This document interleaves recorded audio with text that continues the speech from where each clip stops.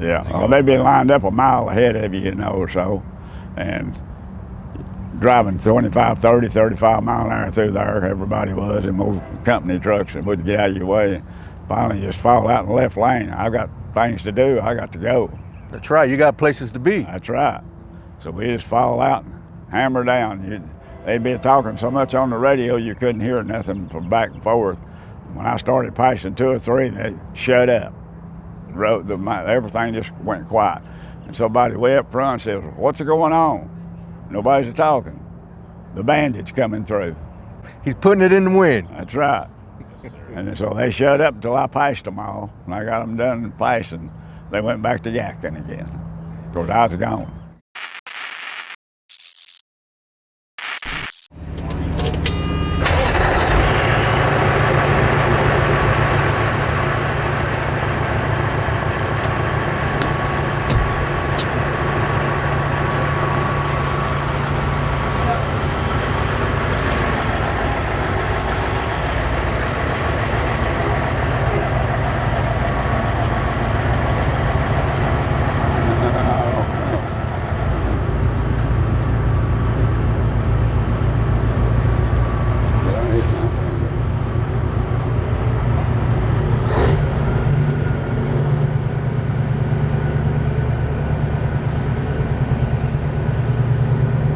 Hey, my name is Frank and I'm here with Harry, and he's going to talk about his 1986 Peterbilt with a V8 cat one-on-one. Harry, can you explain about the build and what do you have here for us? This is the only one he's ever built with a V8 cat in '86, the last one off the line. This complete truck. It's a rare truck. It's one of one. Can you show us details of the trucks that you've changed on it to make it better for you? Changed all the boats in the truck after we come to the Peterbilt shop. Put all Allen head stainless boats and washers on even on the backside and everything. The whole truck I put together, and the boats it's not Allen heads are all stainless. Everything in it's stainless. I used to fool with street rods. Is the reason I done all this stuff. We used to build them street rods that way. So I made this truck my street rod because I had to work all the time. Harry, if you don't mind, can you show us rare things about the trucks that other trucks might not have? You were telling me earlier. It's got 200-gallon fuel tanks on it. Them are rare. Sitting on 1124 rubber, that's the only way you can get them. Like I said, I've never seen but one set before them. No, I've never seen 200-gallon fuel tanks, no, sir. It's 270 wheelbase. Them was the first set of the logo Peterbilt wheels when they first come out. This was the first truck to get them, he said. The factory did.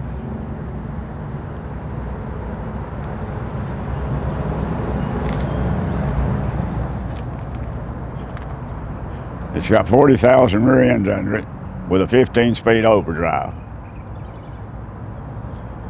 It's a 14-15 overdrive. The 40,000 rear ends with a pump on them. I'm sure they had to be a little heavier for that time because of the torque on the engine. Yeah, that's right.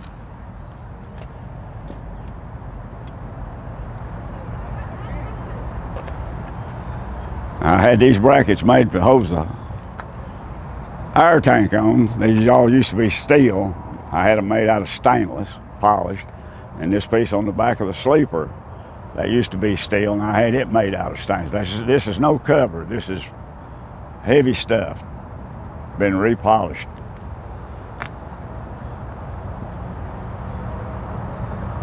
And you'll see the Allen head boats in the fenders.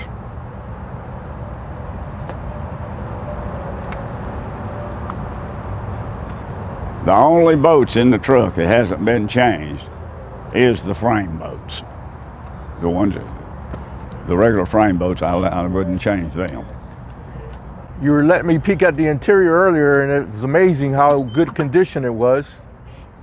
Yeah, you'll need to get up there and film that dashboard.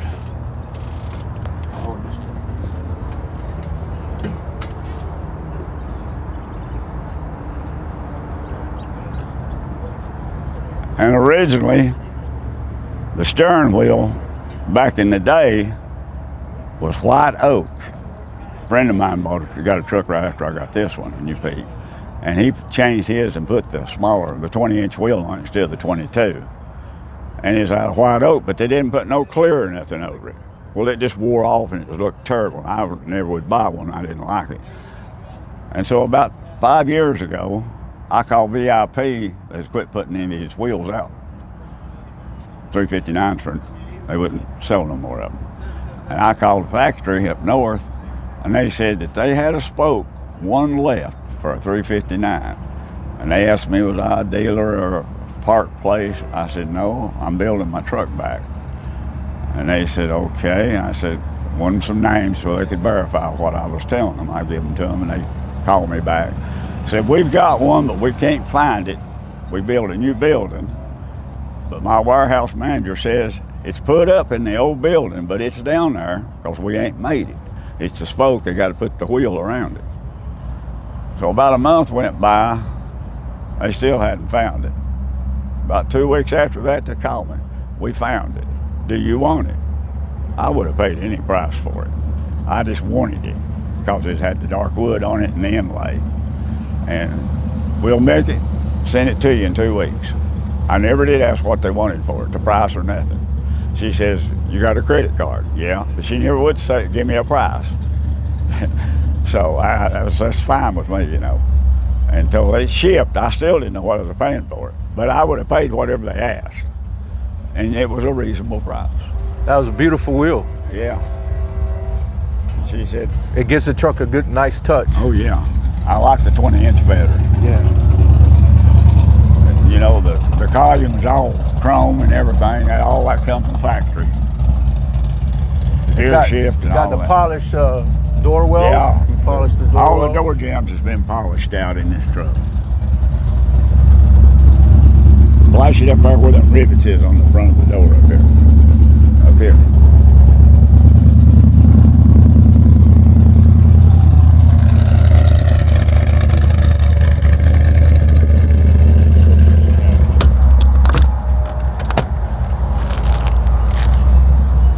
The door jamb polished on this side too. That's what I was getting at. Got a bunch of junk in there. Hey, it's your daily driver, right? You gotta have stuff in it. That's right. I like the truck because it's small.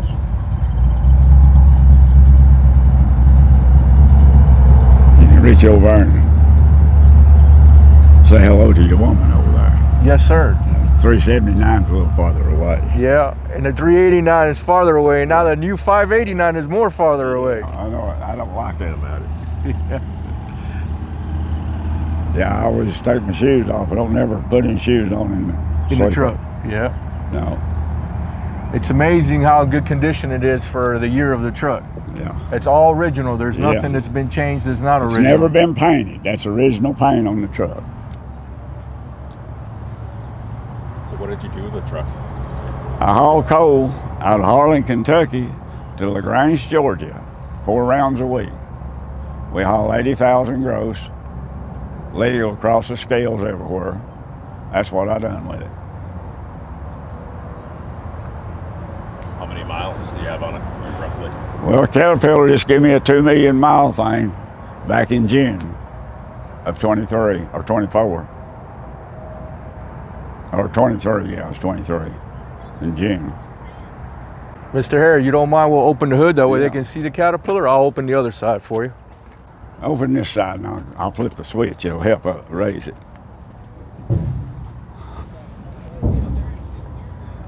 On these older trucks, they had air assist hoods. We'll hit a switch and it'll open up by itself. Okay. Which that's a real cool thing on the 359.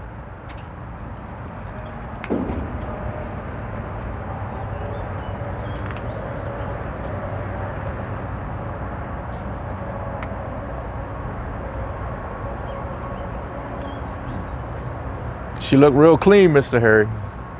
I done all that myself. That was one of the biggest jobs I've ever done. And I wouldn't do it for nobody. But I had to do it for myself because I couldn't get nobody to do it like I wanted it. Yes, sir. Tell me about this exhaust piece right here. Well, that come with metal, just a regular metal exhaust. There's 5 sections of it been welded together and polished down. It's thin. And about 2 years old, it burned it out finally. Well, Peterbilt had a warehouse in Atlanta, Georgia, and they had 5 of them down there. We got 2 of them, and they wouldn't fit. They didn't get the bends right. So we wound up getting all 5 of them up there. And every one of them would fit. So I called the machine shop that I do business with, and I said, I've got one to go by. Come down here and tell me if you can make it or not. Oh yeah, I can make it. I said, I want it out of heavy stainless. Okay.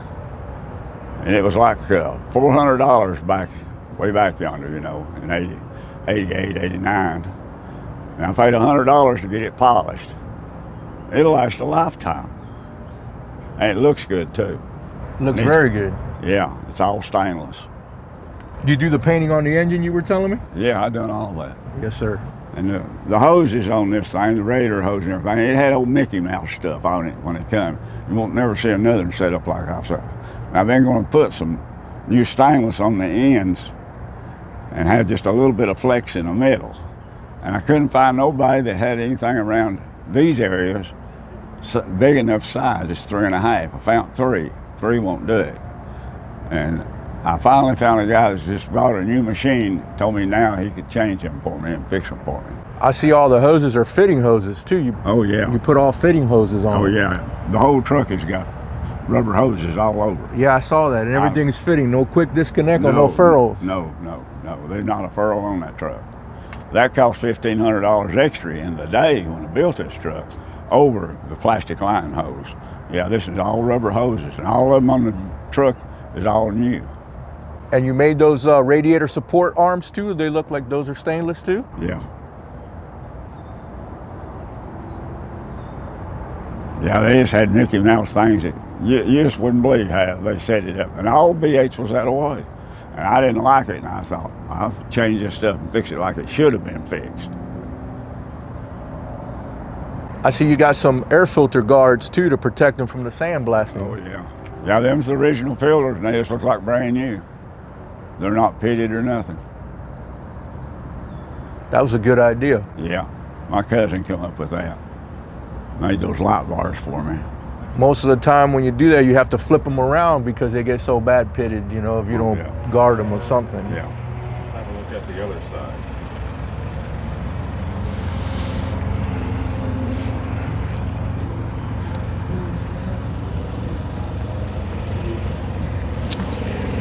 You were telling me earlier you got a heavier duty front axle because of the weight of the engine. Yeah. Correct? Yeah, heavier springs and... Yeah, it comes in the package, the frame and the axle, and the kingpins are bigger. They're a whole lot bigger because when you tore it apart, put new kingpins, I put some Kaiser spiral stainless kingpins in it. Yeah, those are good. I've used them myself. Those are very good. If you grease them, they'll last a lifetime. Yes, they will.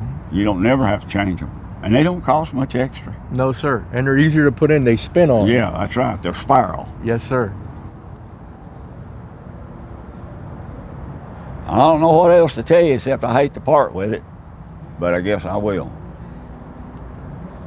You said this is one of the best riding trucks that you ever ridden in? Yeah. Why is that?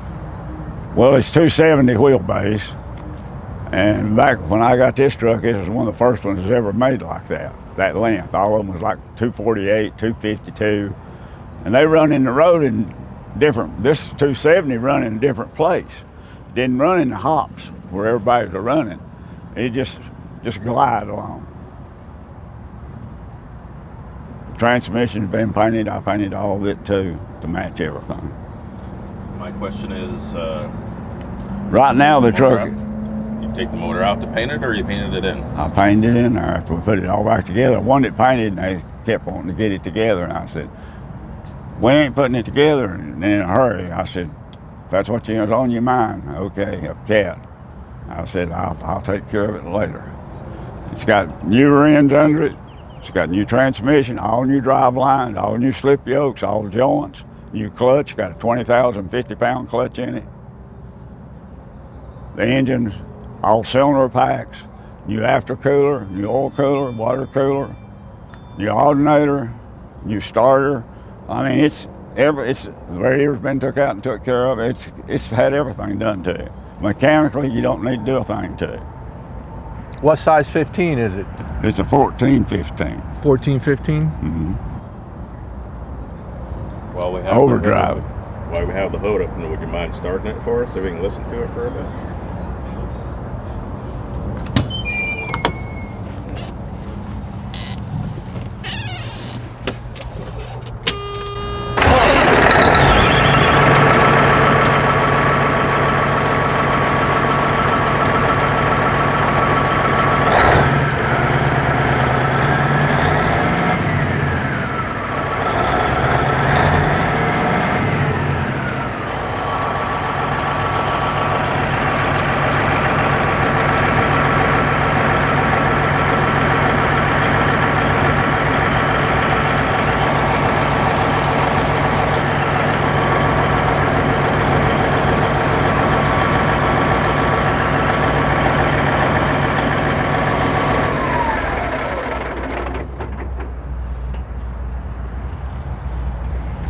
Well, Ben, you like these old trucks? You ought to just buy it from me. Well, Hey, here's one thing. You can't never buy another one of these. This is the only one they made like this. You're absolutely correct on that. It is beautiful and it's well taken care of. This is one of one. you said that this was the last of its kind that was made. You mentioned that. And it was made here at the Tennessee plant, Yeah, Knoxville plant. the Knoxville, yeah, which that's rare. That plant's been closed for many years. Yeah. Mr. Harry, how long have you been driving for? Well, my dad had a fleet of trucks, and I was just kind of raised up in them, growing up. And then when I got 19 years old, I was driving for him, and he said, well, when you work and make enough money, I'll sell you one or you can buy your own. And I was about 21 when I got to buy my own then. And just started out little, and just kept growing up and making money the way you do. And I bought my first Peterbilt in '77. So a lot of things have changed since then till now, huh? Sure have. Out of all the trucks, I've had a lot of other trucks, but I've never had nothing that compared to this truck. Power-wise, it's just unreal. It's amazing looking truck for sure. I get 6 miles a gallon out of this truck. We changed the turbo on it, reset and worked the fuel pump some in order to do that, and wound up getting 6 miles a gallon out of it. And when we changed the turbo, we took a round and a half of fuel off of it, the pump, and had to reset the pump around and go up the hill a gear higher than what it used to the other way. It was starving to death for air, and we knew that, but we couldn't find it. But the turbo was a factory Turbo. 3408 turbo, and you couldn't find it hardly in nothing but the older books way back yonder. Yeah, if you're doing 6, that's good, because even the newer cats, that's all they get is 5, 6 miles to the gallon. Yeah. So that's really good for a mechanical engine. Oh yeah. What has been your experience in trucking? What have you done most of your life? Has it been buckets most of your life, or have you done other stuff? Yeah, I used to run California back when I had my 78 and 80 model. I used to run out there and back, hauling produce back, and stuff. But more or less, my dad was in the coal operation. He had deep mines, strip mines, and everything, and big job. And got away from it there a few years because the economy went the other way, Then when it started coming back, but I've never done nothing but haul with a bucket truck. I had a 40-foot frameless Trailstar trailer built special for this truck, and super nice trailer. And that's the only thing I've done ever since this truck is all it's ever pulled is that bucket truck. Yeah, I got buckets and flatbeds. I'm a bucket fan myself. You don't have no waiting. You unload in 5 minutes, and it takes about 5 or 10 minutes to load and weigh out. And you're on your way. Yes, sir, for sure. Yeah, and that's what's good about it. I have a question for you, Mr. Harry. For those that are listening to the conversation, they may want to know the difference in what it feels like between driving your typical 4 1/4 cat or whatever compared to this when you're pulling a load or going up a hill. So describe the differences so they'd understand what's so special about this. They ain't no difference. It's just way out yonder. You just pass them and go on. And the cars in front of you or whatever, you pull that 80,000 and just keep hammering. Yeah. It's just, they call me the Bandit. And we run a lot of North Carolina over to Myrtle Beach. We run some of that over there too, they do. And through the gorge over there, Harmon's Den is a 45-mile-an-hour curve. A lot of wrecks over there. You could take this truck with that new trailer I had built, the last one, had 5 of them. You just put it about 60 miles an hour through that curve and just keep hammering, just pass them all up through there. Yeah, there's nothing for torque. Torque is the best. That's right. So basically, you're doing that trucker's wave as you. Yeah, as you well, go. they'd be lined up a mile ahead of you, or so, and driving 25, 30, 35 mile an hour through there, everybody was, and most company trucks that wouldn't get out of your way. Finally, just fall out in the left lane. I've got things to do. I got to go. That's right. You got places to be. That's right.